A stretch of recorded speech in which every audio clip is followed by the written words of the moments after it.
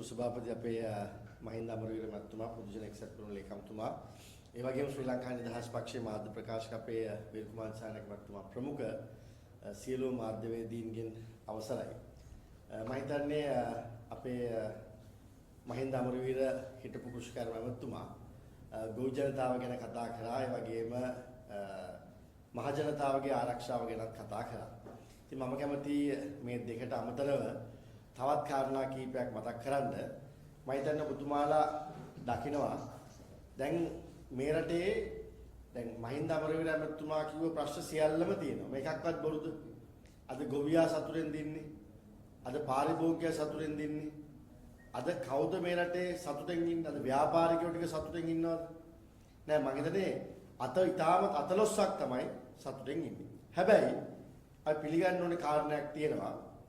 ජනතා විමුක්ති පෙරමුණ බලයටපත් කරන්න ඒගොල්ලන්ගේ හිතවත්ම කට්ටියක් මහන්සි වුණා නම් ඒ කියන්නේ අපි ගත්තොත් එහෙම මේ රටේ ඡන්ද ලක්ෂ 5ක් විතර ඉතුරු ලක්ෂ 54ම ආගන්තුකයෝ කියලා කියන්නේ වෙනත් පක්ෂවලට උදව් කරලා ඒ පක්ෂත් එක්ක තමන්ගේ ගමට සංවර්ධනය ගෙනල්ලා ඒ පක්ෂවල ඒ ආණ්ඩුවල බලයෙන් තමන්ගේ ළමයා ඉස්කෝලේට දාගෙන රැකියාව අරගෙන මේ සියල්ලම කරගත්තත් ඊටත් එහා ගියපු දෙයක් ලැබෙයි කියලා. අර මේගොල්ලන්ගේ තිබ්බට මොකද්ද ලස්සන රටක් පොහොසත් රටක් ලස්සන මොකක්ද කතාවක් තිබුණානේ. මේ ડોකියුමන්ට් එකේ මම හිතන්නේ පොරොන්දු තිබුණ 1500 ගාණක් තිබුණා. ඒ වගේම මේගොල්ලන්ගේ මැතිවරණ ප්‍රථම වේදිකාව ගත්තොත් එහෙම ඒ වේදිකාවේ ජනතාවට ඉතා විශාල අදා ගන්නවත් බැරි බලාපොරොත්තු දුන්නේ. ඒ කියන්නේ දවසෙන් කරන දේවල්, දවස් දෙකෙන් කරන දේවල්, ඒ වගේම පළවෙනි කැබිනට් එක තියලා කැබිනට් එක ගන්න තීන්දුව ඔබ ඉදිරිපත් කරේ මේ වගේ ජනතාවට අර මේ හීනෙන්වත් පේන්නේ නැති බලාපොරොත්තු ගොන්නක් දුන්නා. ඒ ගොන්න නිසා වෙනත් පක්ෂවල හිටපු ලක්ෂ 55ක් වගේ ලක්ෂ 60ක් 64ක් වගේ ජනතාවක් ඒ වෙලාවේදී මාලිමාව විශ්වාස කරා. අනුර කුමාර වර්තමාන ජනාධිපති සහෝදරයා විශ්වාස කරා. ඒ වගේම මාලිමාවෙන් දුන්න පොරොන්දු පත්‍රිකාව 1500ට වැඩි පොරොන්දු ටික විශ්වාස කරා. ඒ වගේම මාලිමාවේ වේදිකාවේ අර උගන්ඩාවේ සල්ලි ගේනවා කිව්ව කතාවේ ඉඳන් ඒ කිව්ව ටොම්පච සේරම මේ රටේ විශාල මහ ජනතාවක් පිළිගත්තා. ඒ නිසා තමයි වෙනත් පක්ෂ වලින් වෙනත් ආණ්ඩු වලින් උදව් ගත්තත් ඊට එහා ගියපු යමක් අපිට මේ අලුත් ආණ්ඩුවෙන් ලැබෙයි කියලා විශ්වාසයක් තිබුණේ. අද ඒ විශ්වාසය මේ ආණ්ඩුව රැකලා තියෙනවා. ඒ රැකපු නැති අවස්ථා කීපයක් තමයි අපි මහින්ද අමරවීර මහත්මයා කිව්වේ. එකක් අද ගොවියා සතුටෙන් නෙමෙයි. මමත් හිටපු කෘෂිකර්ම මාත්‍යවරයෙක් අපි තුන්දෙනාම ගොවි ජනතාවත් එක්ක වැඩ කරපු කට්ටිය. අද මේ රටේ අනුරාධපුරයේ හම්බන්තොට පමණක් නෙමෙයි සමස්ත ගොවියා අද අසරණලා තියෙනවා. ඒ ගොවියා වී ගොවියා වෙන්න පුළුවන්, එළවලු ගොවියා වෙන්න පුළුවන්, වෙන ධාන්‍ය වගා කරන ගොවියා වෙන්න පුළුවන්. මේ සියලු දෙනාම අද සතුටෙන් නැහැ. ඒ කියන්නේ ආණ්ඩුව අසමත් වෙලා තියෙනවා අවුරුද්දක් ගිහිල්ලා. ඒ අය අපිට වඩා හොඳ අනාගතයක් ඒ ගොවියට දෙන්නම් කියලා පොරොන්දුනත් අද අඩුම තරමේ අපි දුන්න පහසුකම් ටිකවත් අපි දුන්න අපේ ආණ්ඩුවකට තිබිච්ච ආර්ථිකයවත් මේ අයට අවුරුද්දක් යනකොටවත් රඳව ගන්න බැරි වෙලා තියෙනවා. ඒ වගේ මම දැක්කා විතර ගොවියා අසතුටෙන් ඉන්නවා. විතර ගොවියෝ ටික මං හිතන්නේ මේ වෙනකොට කුකුල් කර්මාන්තය ලබන අවුරුද්ද වෙනකොට විතර ලංකාවේ හොයාගන්න නැති වෙයි නැත්නම් විතරවල මිල ඉස්තා විශාල වශයෙන් අධික වෙයි කියලා කාරණයක් කිව්වා. මොකද මේවා ක්‍රමානුකූලව සලස්මක් ඇතුව තමයි කරන්න ඕනකම තියෙන්නේ. විතර අඩු වෙනකොට ගණන් වැඩි වෙනවා, විතර වැඩි වෙනකොට ගණන් අඩු වෙනවායි කියන මේ වෙළඳ තර්කය මත රටක ආහාර පද්ධතිය සමතුලිත කරන්න එහෙම නැත්නම් හැමෝටම මේ ආහාර ලබා දෙන ක්‍රමයක් හදන්න පුළුවන් කමක් නැහැ. එහෙමනම් අර අනුර කුමාර ජනාධිපති සහෝදරයා හාල් ටික නැති වෙනකොට රටේ වී ටික නැත්නම් හාල් ටික නැත්නම් ආණ්ඩුවක් මොකටද? ඒකට ඇමතිවරයෙක් ඕනේද? එහෙම ඕනේද? ඇයි එහෙමනම් මේ පිටකොටුවේ ඉන්න මුදලාලි කෙනෙක් දුන්න හරිනේ. මෙහෙමනේ කිව්වේ. අද වෙනකොට අද මේ රටේ තත්ත්වෙත් මොකද්ද වෙලා තියෙන්නේ? මේවා කිසිම පාලනයක් නැහැ. ඒ වගේම අද මං කිව්ව විදිහට ආණ්ඩුවත් එක්ක සතුටින් ඉන්නේ කවුද?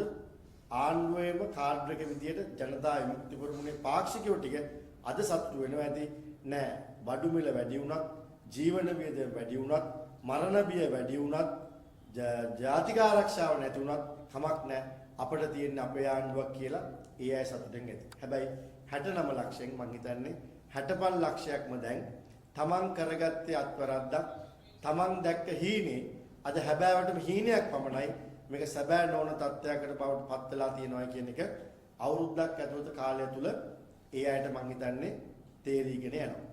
හැබැයි අද තාමත් මෙයා කතා කරන්නේ මොකද්ද? තාමත් කතා කරන්නේ හොරකම, වංචාව, එහෙම නැත්නම් මේ දේවල් ගැන තමයි කතා බහ කරන්නේ. මම දැක්කා ඊයේ පෙරේදත් ටීවී එකේ කියනවා විදේශ ආධාර හරි මොන හරි ලැබිච්ච බිලියන 8න් බිලියන 6ක් හොරා කාලා කියලා කියනවා. දැන් හත් දෙයියනේ මේ කොහොමද හොයන්නේ? මේක ඔබට මට හොයන්න පුළුවන් දෙයක්ද? මේ සල්ලි ගත්තේ කවුද? සල්ලි කොහාටද ආවේ? මේක විදේශ ආධාර නම් මේව මේ කවුරු හරි ප්ලේන් එකේ ගිහිල්ලා ලංකාවට බිලියනයක් දෙන්නම් කියවම් ප්ලේන් එකේ පටවන් ආවද? නෑ මේවා ෆයිනෑන්ෂල් ඉන්ස්ටිටියුට්ස් වලින් ගන්න සල්ලි නම් මේ වෙන ක්‍රමවේදයක් තියෙනවා. අද IMF එක කරන්නේ මොකද්ද? World Bank එක කරන්නේ මොකද්ද? මේ සේරම ක්‍රමවත් කරන්නේ. එහෙමනම් මේ රට විදේශ ආධාර ලැබුණා නම් යම්කිසි රටකින් සංවිධානයකින් ඒක මේ අපේ හිටපු ආණ්ඩුවල කාටවත් සූට්කේස් එකක් අරන් ගිහලා ඒ රටට ගිහලා දාන්න බෑ. එහෙම නැත්නම් ප්ලේන් එකක් ගිහලා මේක පටවන් ගන්න බෑ. ඒ වෙන ක්‍රමවේදයක් තියෙනවා. ඒව ආවට පස්සේ මේවා දුන්නේ නිකන්ද අපට ආධාරද? එහෙනම් මේවට ණය ගෙවන්න තියෙනවා. මේව ගන්න ක්‍රමවේදයක් තියෙනවා. ගත්ත දවස් මේවා මොන්ට වෙනවා. මේ මහා විහිළුවක් නේද? ඔබට මට අත තියලා හොයන්න බැරි. ඔබට මට ගිහින් තැනකට ගිහිල්ලා විමසන්න බැරි. ගනුදෙනු ටිකක් පෙන්නලා කියනවා මෙන්න බිලියන 8න් බිලියන 6ක් හොරකම් කරලා කියලා. ඩොලර් බිලියන. රුපියල් නෙමෙයි. හැබැයි මේක කිව්වනම් සාධාරණයිනේ. ඩොලර් බිලියන 8න් මෙන්න 110ක් ගහගෙන කියලා කිව්වනම් මොකද 110ක් කොමිස් ගත්ත කියන කාර්තාව මේ මහ පොළොවේ හිඟන්න බව කතා කරන්න කාලයක් තිබුණානේ. මේ ඩොලර් බිලියන 8න් 110ක් වංචා කරලා කිව්වනම් මේ රටේ මිනිසුන්ට පිළිගන්න පුළුවන්. හැබැයි දැන් ඩොලර් බිලියන 8කින් ඩොලර් බිලියන 6ක් හොරකම් කරා කියලා කිව්වහම දැන් නොතේරෙන මිනිස්සුන් මොකද හිතන්නේ? යකෝ මාර හොරා කෑමන්නේ මුන් කාලා තියෙනවා. ඉතින් එතකොට වී ගොවිය ගැන බලන්න ඕනේ, එළවලු ගොවිය ගැන බලන්න ඕනේ, පළතුරු ගොවිය ගැන බලන්න ඕනේ, දීවර කර්මාන්තය ගැන බලන්න ඕනේ, රාජ්‍ය සේවකයා ගැන බලන්න ඕනේ, වෘත්තීය සමිති ගැන බලන්න ඕනේ, සාමාන්‍ය ජනතාවගේ ජීවන වියදම කොතරම් වැඩි වුණත් ඒ අය ඒවට උත්තර හොයන්න බැරි නිසා, ඒවට ඒ ලබා දුන්නු පොරොන්දු ටිකේ ඉෂ්ට කරගන්න බැරි නිසා දැන් මං හිතන්නේ මහා බොරුවක් අපි කාටවත් හොයාගන්න බැරි බොරුවක් ගොතලා තියෙනවා. කවුද දන්නේ මේකත්? අර උගන්ඩා කුමාරය කිව්වා වගේ ඒ වෙලාවේ කිව්වා තමයි මම දැනගෙන කිව්වේ. හැබැයි බොරු කියන්නත් අයිතියක් තියෙනවා කියන වගේම මේ කතාවත් තව අවුරුද්දක් විතර ගිහිල්ලා කිව්වොත් මොකද වෙන්නේ? මාර වැඩේ බිලියන 8ක් හම්බෙලා තියෙනවා. ඒකෙන් බිලියන 7ක් 8ක්ම වැඩත් වෙලා තියෙනවා. මේක තිබිලා තියෙන්නේ මේ පිටුවේ නෙමේ අනික් පිටුවේ තමයි තිබිලා තියෙන්නේ. accounts වල වැරද්දක් තමයි වෙලා තියෙන්නේ. ඒ අනුව තමයි අපි මේක රටේ ජනතාවට කිව්වේ කියලා කිව්වොත් එහෙම ඒ අවුරුද්දත් අර මේ රටේ සමස්ත මහ ජනතාවට මාලිමාව ගැන මහා සිහින කන්දක් එක අතර ගහපු ජනතාවට සිද්ධ වෙනවා. කරන්න දෙයක් නැහැ. ඉතින් මොනව කරන්නද? රවටිලා තමයි. ඕක තමයි හිතන්න වෙන්නේ. ඉතින් මම මේ කියාගෙන ආවේ දැන් මේ අය මේ රටේ ආර්ථිකයේ වැටුවා, ආර්ථිකයේ වැටුණා, 76ක් හොරා කෑවා කියන මේ වගේ ජනප්‍රිය මතවාදයක් ගෙනාවා. ඇත්තටම අවුරුදු 76ක් මේ රට විනාශයට ප්‍රධාන වග්ගයන් ඕනේ පක්ෂ කවුද? ජනතා විමුක්ති පෙරමුණ. දැන් ඔබතුමාලා දන්නවා කැසිනෝ වලට විරුද්ධ වුණේ මීට අවුරුදු 15කට 20කට කලින්. හැබැයි අද කැසිනෝ එක පිළියරන් තියෙනවා. ඉතින් කැසිනෝ එක වෙනස් වුණාද? කැසිනෝ එක සිල් ගත්තද? අවුරුදු 15කට කලින් කැසිනෝ වෙන්නයි අවුරුදු 20කට පස්සේ ඒ කැසිනෝ එක සිල් ගත්ත හොඳ කැසිනෝ එකක්ද? එහෙනම් මොකද්ද මේ කරන්නේ? රටේ ජනතාවට වෙන අපේ ආණ්ඩු කාලේ බිල් එක් මවලා ඒ දේවල් වලින් රටට ලැබෙන්න තිබිච්ච ඩොලර් ටික, රටට ලැබෙන්න තිබිච්ච ආදායම, රටට ලැබෙන වැඩි වෙන්න තිබෙන සංචාර කර්මාන්තය මේ සියල්ලම වැළැක්වුවා. අපි ගත්තොත් එහෙම විදුලි බලාගාර කීයක් වෙනුවෙන් පෙළපාලි ගියාද? විදුලි බලාගාර කීයක් වෙනුවෙන් නඩු දැම්මද? ඒ විදුලි ව්‍යාපෘති එදා ආවනම් අර ඒගොල්ලෝ වේදිකාවේ කිව්ව අපි ආණ්ඩුව ගත්තාම 3න් 1කට විදුලිය දෙනවා කියලා කිව්වෙක් කරගන්න තිබුණා නේද? එහෙනම් අද කරගන්න බැරි වෙලා තියන්නේ ඇයි? අද කරගන්න බැරිලා තියන්නේ එදා අපි ගෙනාපු හොඳ ව්‍යාපෘති සියල්ලම මේගොල්ලෝ කකුලෙන් ඇදලා නැවැත්තුවා. අපි ඉස්සරහට කියන්නම් තවත් ව්‍යාපෘති ගණනාවක් තියෙනවා.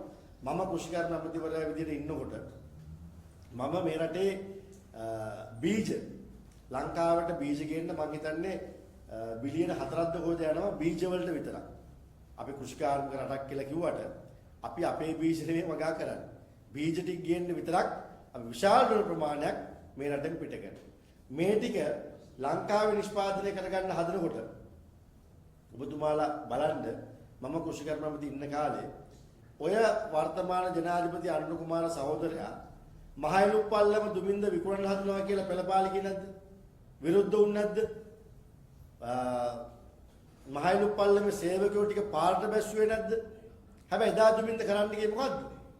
මීට අවුරුදු 10කට කලින් ලංකාවෙන් පිටට යන ඩොලර් ටික බීජ වෙනුවෙන් කෘෂිකර්මාන්තික රටක කෘෂිකර්මාන්තයෙන් දියුණු කරන්න කියලා පදනමක් අපි හදාගෙන තිබිච්ච අවස්ථාවක සහ හැමෝම කතා කරන මොහොතක ඒ බිලියන 4 ලංකාව ඉතුරු කරගන්න යනකොට කවුද විරුද්ධ?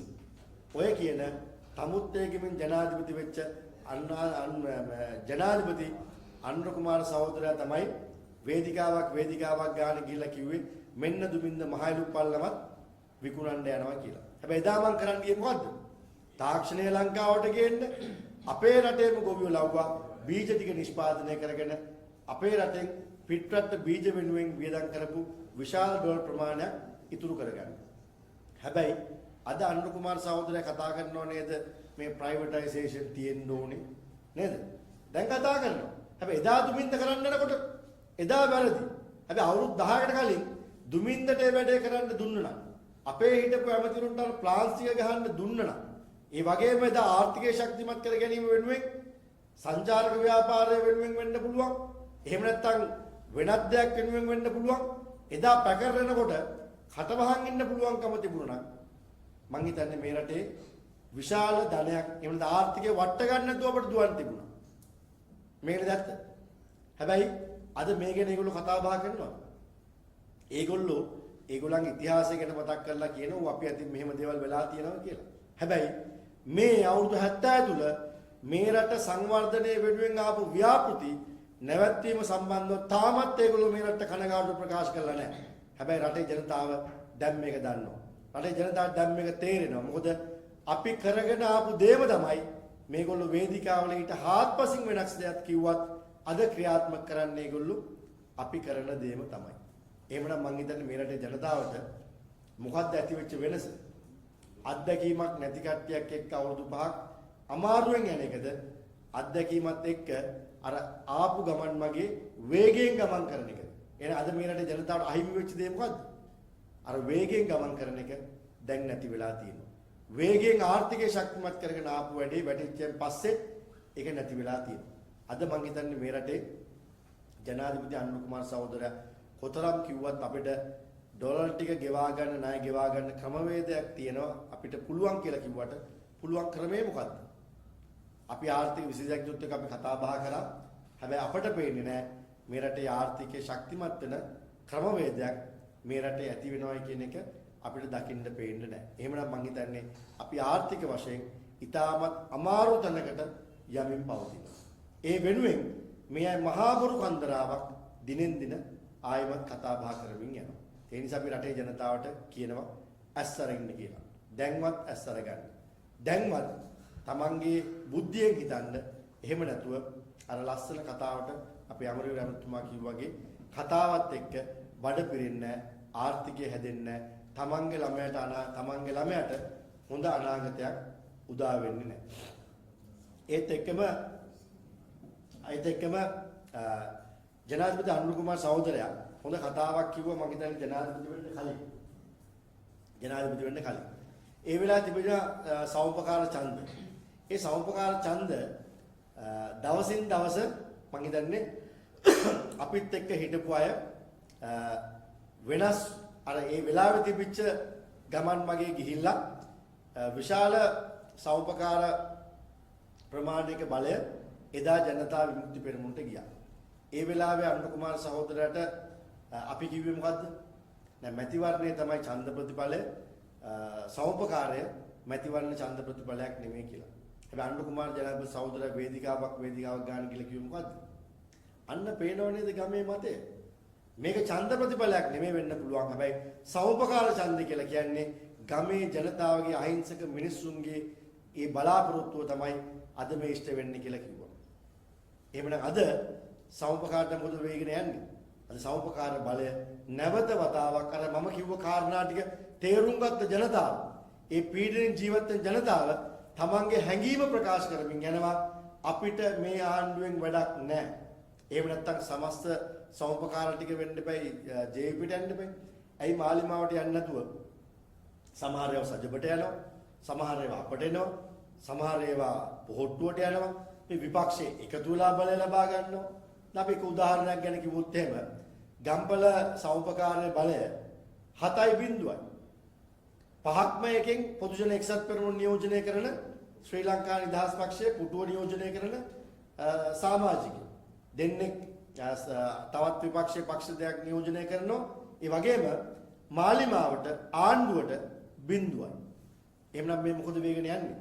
අර ජනාධිපති අනුර කුමාර සහෝදරයා ජනාධිපති වෙන්න කලින් ඒ ආපු ට්‍රෙන්ඩ් එක නේද ආයේ මේ හැදීගෙන යන්නේ. ඒ ට්‍රෙන්ඩ් එක අවුරුද්දක් යද්දී හැදෙන්නේ. හැදෙන්න හේතුව තමයි අර මං කිව්ව කාරණාව දැන් ජනතාවට තේරීගෙන යනවා. ජීවත් වෙන්න අමාරුයි. ආරක්ෂාව පිළිබඳ ප්‍රශ්නයක් තියෙනවා. කිසිම කෙනෙකුට තමන්ගේ ප්‍රශ්නයකට විසඳුමක් දෙන්න පුද්ගලයෙක් නැහැ. මැදිහත් වෙන්න පුද්ගලයෙක් නැහැ. අද ඔබතුමාලා දකින්න ඇති ගම් වතුර තියෙනවා මේ රටේ.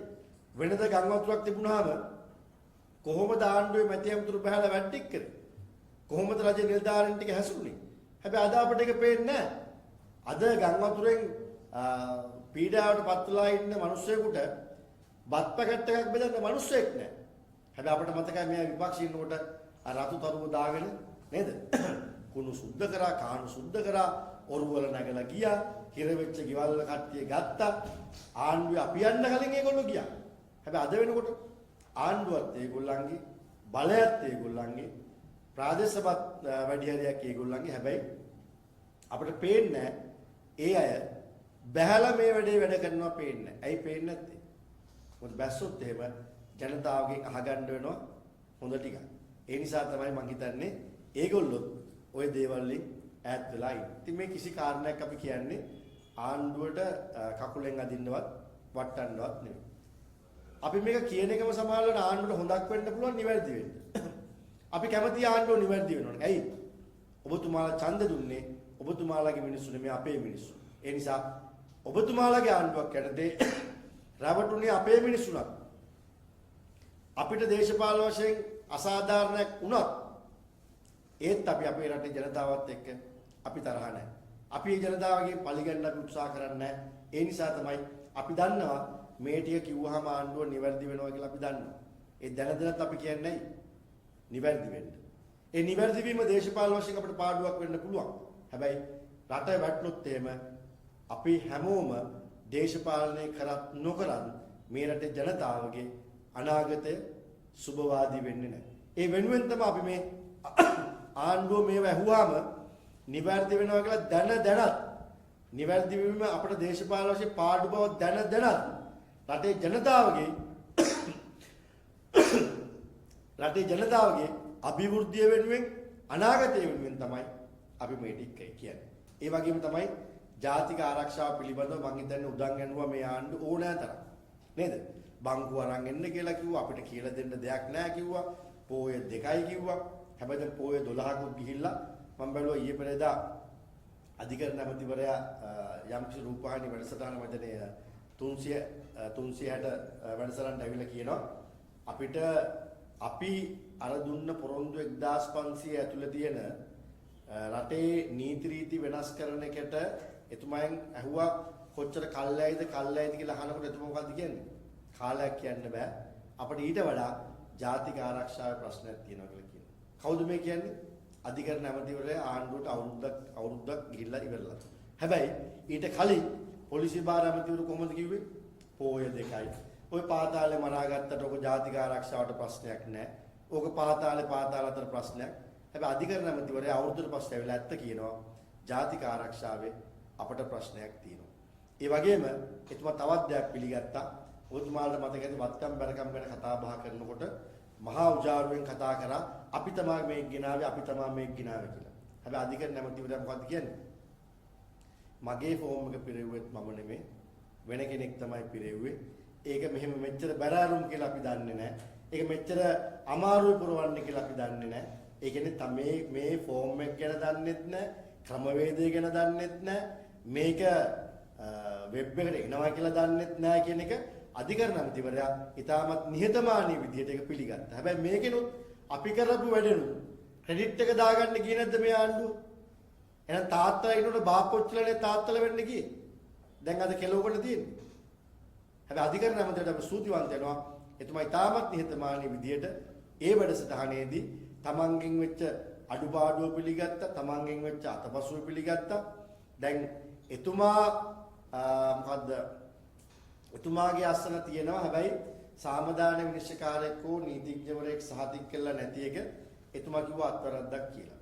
එහෙමනම් මං හිතන්නේ මේ ෆෝම් එකේ තියෙන ඒ පිටු මම හිතන්නේ 20ක් 25ක් විතර තියෙනවා. ඒ පිටු 25 ඇතුලේ කාගේ හරි හිස්තනක් තියෙනවා නම් ඒ හැමෝටම සමාව දෙන්න වෙයි. ඒ හැමෝටම ඒ අතපසු වීමට සහනයක් දෙන්න වෙයි. මොකද අධිකරණ ඇමතිවරයාට විතරක් ඒක මාධ්‍යෙන් ගියපුවාම මාසයකට පස්සේ අලුත් ෆෝම් එකක් දීලා ඒ වරද්ද හදා ගන්න පුළුවන් නම් මේ රටේ සමස්ත රාජ්‍ය සේවකයා ඇතුළු මේ වත්කම් බැරකම් ප්‍රකාශ පුරවල වරද්දක් උණයි කියලා මං හිතන්නේ කාවත් නීතිය ඉදිරියට ගෙනියන්න පුළුවන් කමක් නැති වෙයි. රටේ අධිකරණ ඇමතිවරයා මාධ්‍ය ඉදිරියේ කියනවා නම් ඔහු මගෙන් අත්වරද්දක් වුණා.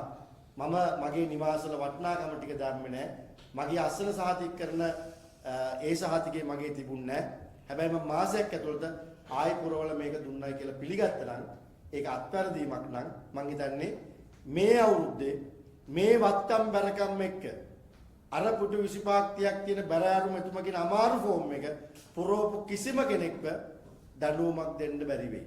ඒ නිසා මං හිතන්නේ මේව ගැන හොයන අයටත් අපි මතක් කරනවා අධිකරණ ඇමතුමත් එක්ක කතා බහ කරලා උපදෙස් ගන්න වෙයි. මොකද මේවා අමාරු ෆෝම් නම් මිනිස්සුන්ට අතපසු වෙනවා නම් කොච්චර දක්ෂ නීතිඥයෙක් වුණත් කොච්චර කාර්යශූර වුණත් මම මිනිස්සෙක් කියලා අධිකරණ ඇමතුමා කියනවා නම් මටත් වැරදීම් වෙන්න පුළුවන් කියලා ඒක මං හිතන්නේ මේ රටේ සමස්ත ජනතාවටම වෙන්න පුළුවන් අත්වරද්දක්. ඒ වගේම එතුමා මාසෙකින් පස්සේ තමන්ගේ ෆෝම් එක ආයි නිවැරදි කරා කියලා කිව්වා වගේම එතුමා කිව්වා හරි වැඩේ ඒ ෆෝම් එකත් දීලා නැද්ද දන්නේ නැහැ මගේ ගෝලියෝ කියලා.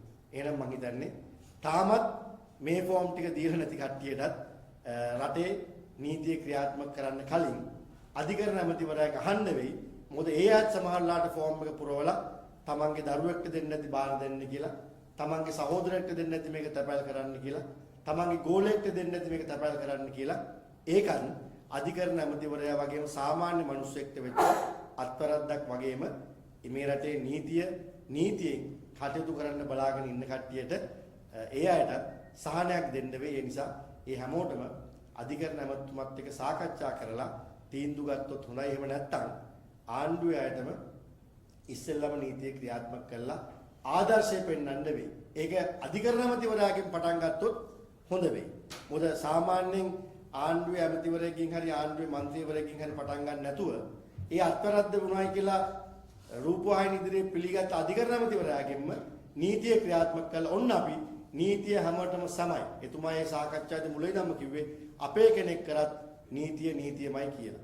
එහෙමනම් අධිකරණ ඇමතිවරයාගෙන්ම ඒ නීතිය ක්‍රියාත්මක කරා නම් ඉතාමත් හොඳයි. එතකොට රටේ ජනතාවට අර බොරු ගොඩම අමතක කරලා නෑ එක ඇත්තක් මේගොල්ලෝ කරා. ඒ නිසා මේ ආණ්ඩුවට සමාව දෙන්න කැමතියි කියලා සමාව දෙන්නත් පුළුවන්කම ලැබෙයි.